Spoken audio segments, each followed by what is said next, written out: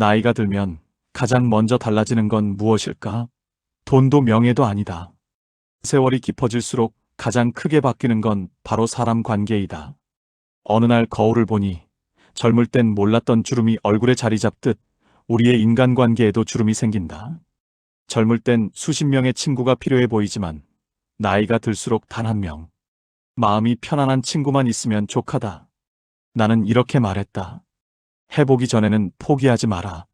그러나 그 사람이 당신을 무너뜨린다면 미련 없이 내려놓아라. 사업에도 인간관계에도 같은 법칙이 적용된다. 곁에 두는 사람 하나가 내 인생을 살리기도 하고 갉아먹기도 하는 것이다. 그런데 우리는 종종 착각한다. 그래도 오래된 친구니까 나이 들어 외로운 것보단 낫겠지. 이런 이유로 내 마음을 다치게 하는 사람을 붙잡고 살아간다. 하지만 세월이 흐른 뒤 깨닫게 된다. 참고 또 참던 관계는 결국 독이 된다는 것을. 관계는 숫자가 아니다. 100명의 지인이 필요하지 않다. 내 마음을 상처내지 않는 단 한 사람, 그것만으로도 복이다.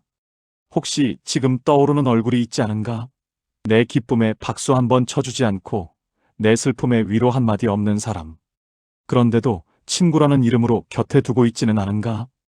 오늘 내가 전하고 싶은 이야기는 바로 이것이다.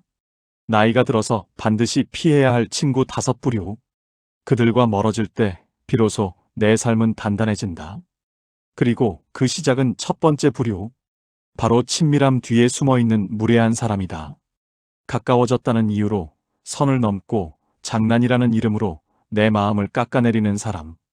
나는 그런 사람을 두고 이렇게 말했다. 친구라고 해서 무례함까지 감내할 필요는 없다. 존중 없는 우정은 오래 갈수록 짐이 된다. 생각해보라. 그 사람 옆에 있을 때 나는 웃고 있는가? 아니면 억지로 괜찮은 척을 하고 있는가? 진짜 친구는 내가 참아야 하는 사람이 아니라 내 마음이 편안해지는 사람이다. 나이가 들어 피해야 할 두 번째 부류의 친구. 그들은 바로 감정의 구두쇠이다. 살아가다 보면 누구나 이런 사람을 만난다.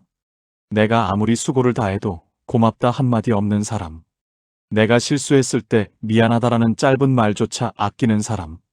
겉으로는 사소해 보이지만 세월이 쌓이면 그 작은 말의 부재가 마음을 무겁게 짓누른다. 도움을 주고도 기쁨을 나누고도 돌아오는 건 무심한 말 한마디. 결국 남는 건 피로감뿐이다. 나는 이렇게 말했다. 사람이 돈은 없어도 괜찮다. 그러나 정이 없으면 함께 갈 수 없다. 그 정은 어디서 시작되는가? 바로 한마디 말에서 시작된다.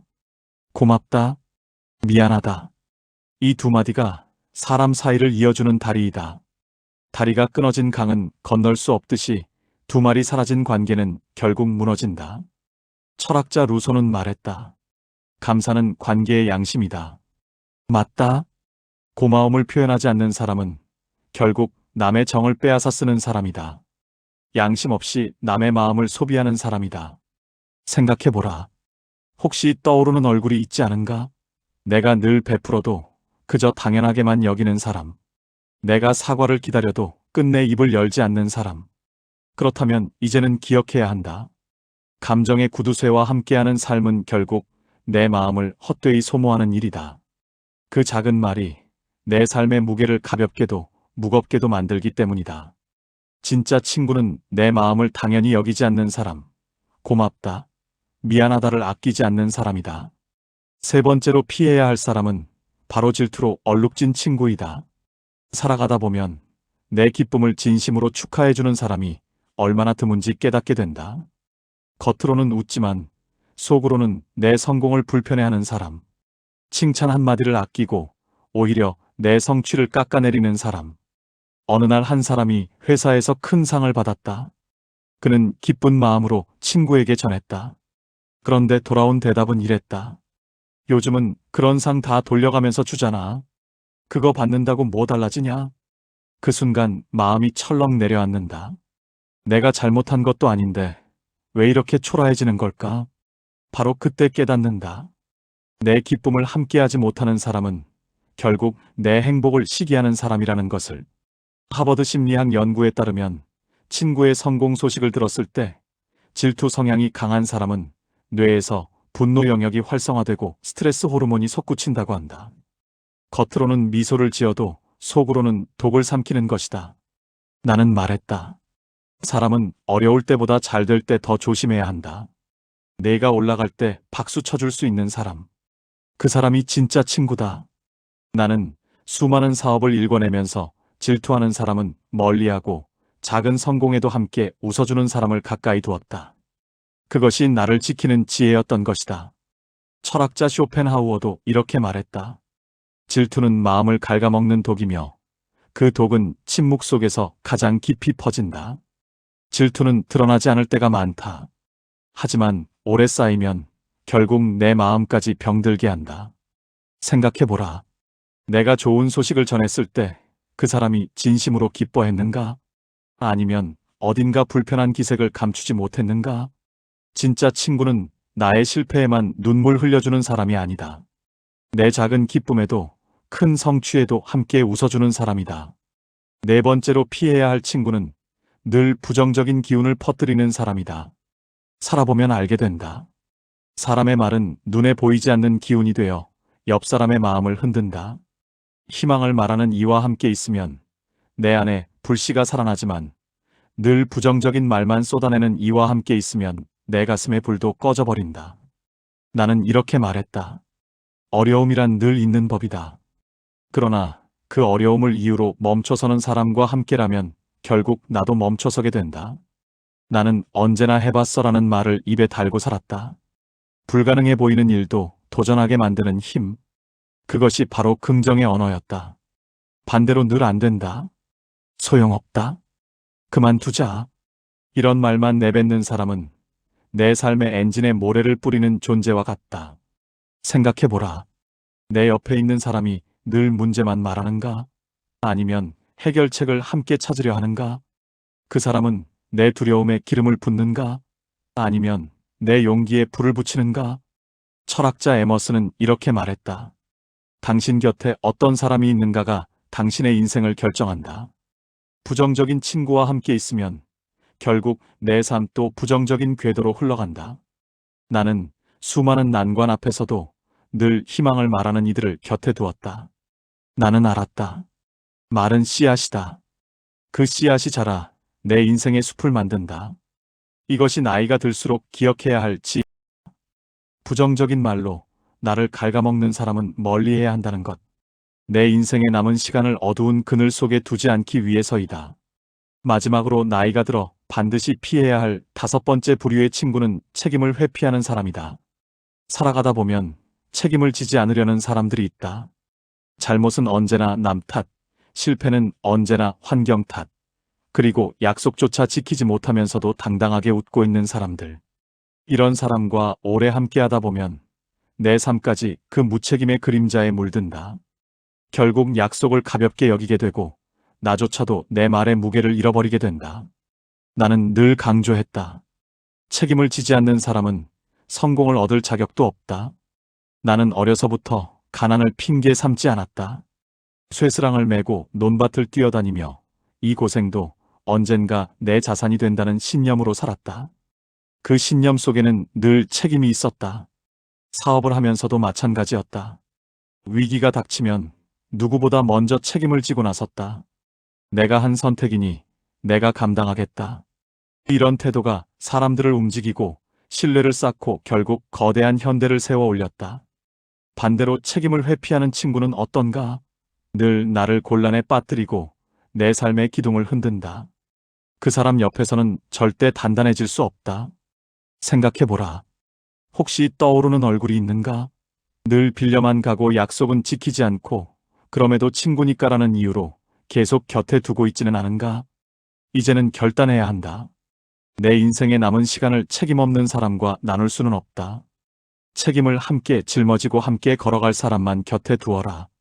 그게 결국 당신의 삶을 지키는 길이다. 이제 우리는 묻지 않을 수 없다. 그렇다면 나이가 들어 곁에 두어야 할 사람은 누구일까? 나는 늘 말했다. 사람을 잘 두면 천길 낭떠러지도 다리 놓듯 건너고 사람을 잘못 두면 평평한 길도 끝내 넘어지게 된다. 곁에 두어야 할 첫 번째 사람은 존중을 아끼지 않는 친구이다.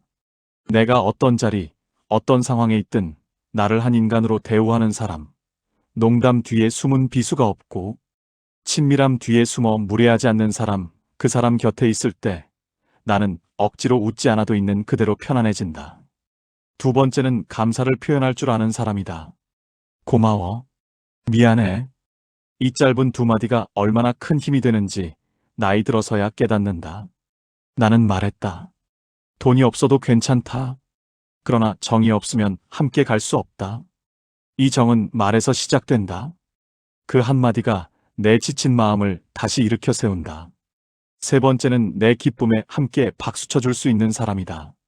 내 작은 성취에도 눈빛이 반짝이고 내 성공이 그들의 자존심을 건드리지 않는 사람. 그와 함께라면 내 행복은 더 크게 자란다. 나는 늘 말했다. 내가 잘 될 때 진심으로 웃어주는 사람. 그 사람이 평생 친구다. 네 번째는 긍정의 언어를 쓰는 사람이다. 어려움 속에서도 해보자. 길이 있을 거야 라고 말하는 사람. 그의 말은 내 안에 두려움을 녹이고 새로운 용기를 심어준다. 그 곁에 있으면 내 인생도 도전으로 물든다. 다섯 번째는 책임을 함께 짊어질 줄 아는 사람이다. 나만의 짐이 아니라 함께 걸어가며 나누는 짐. 그런 사람과라면 어떤 폭풍도 두렵지 않다.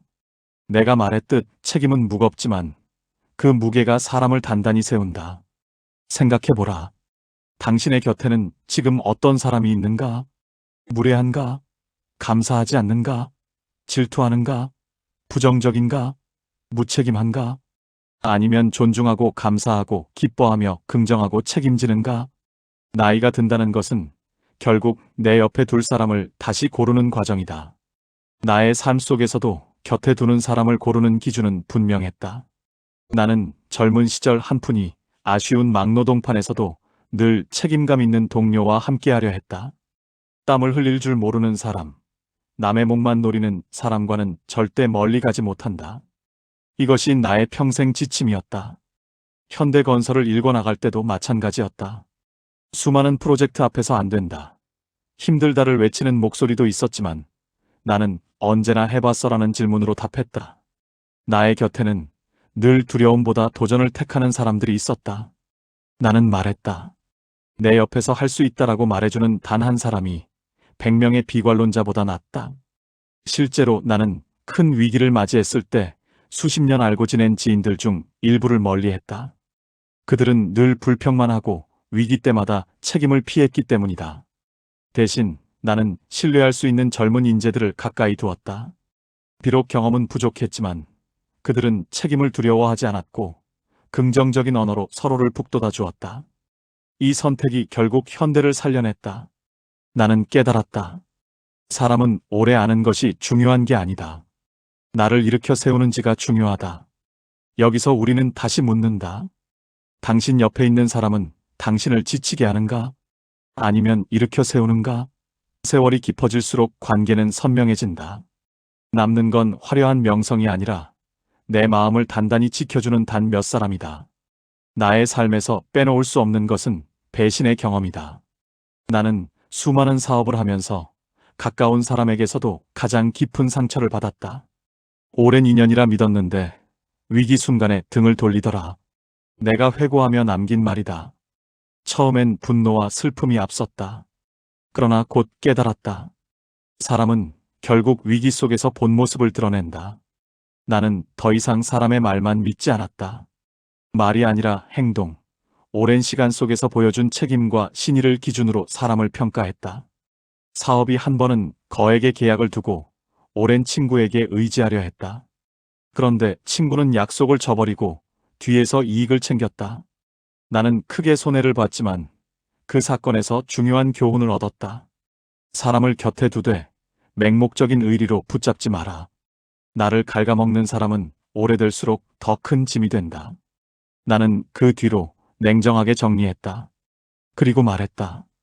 배신당했다고 인생을 원망하지 마라. 그 경험 덕분에 더 단단한 사람을 알아볼 눈이 생긴다. 우리는 나이가 들수록 이 사실을 인정해야 한다. 어떤 인연은 나를 세우고 어떤 인연은 나를 허무하게 무너뜨린다. 혹시 지금도 곁에 두고 있는 사람 중에 늘 약속을 깨고 책임을 피하며 결정적인 순간마다 나를 버리는 사람이 있는가? 그렇다면 이제는 내려놓아야 한다. 그 무게를 짊어지고 가기엔 우리의 남은 시간이 너무 소중하다.